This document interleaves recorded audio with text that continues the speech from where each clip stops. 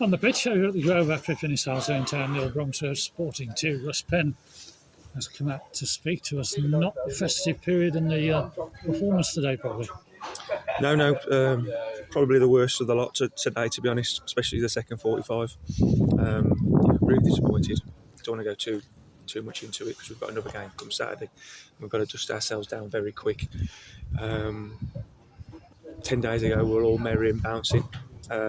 Football's got a knack of knocking you and kicking you when you least expect it. But guess what? It's happened, and we've got to move on very quickly and stick together. Happy with the effort, but just not incisive enough. Effort's always there. If there's no effort, the fans would tell me, and the player won't be there no longer. So never in doubt. Listen, the lads run hard, but the game's more than that now. The game's about thinking, concentrating, and showing your quality more often than not. And those are the things we haven't done in 3 games.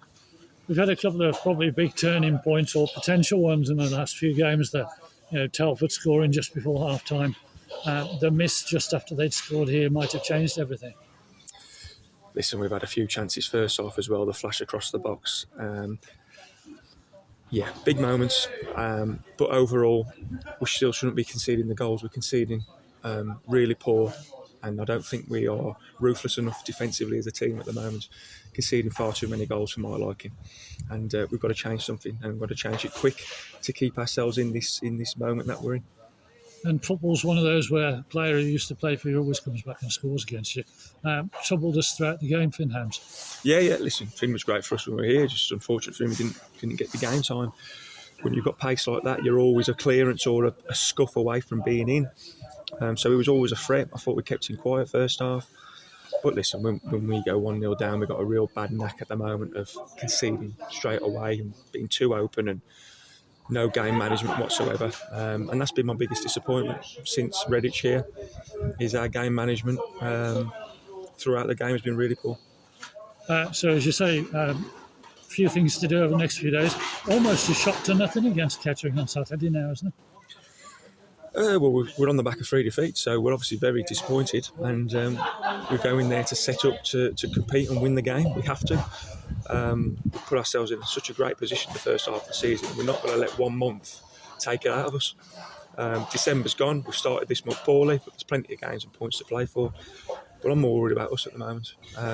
If we're on it, I know we're a match for anyone. If we're not, we can get beat by anyone, and that's exactly what I said at the start of the season. And I suppose start of the season, in the top playoff places by Christmas, by New Year, you'd have probably settled for that. Another half a season to go. Of course I would, and I would have settled for where we are now, because I think that's probably where we deserve to be, if we're all being honest.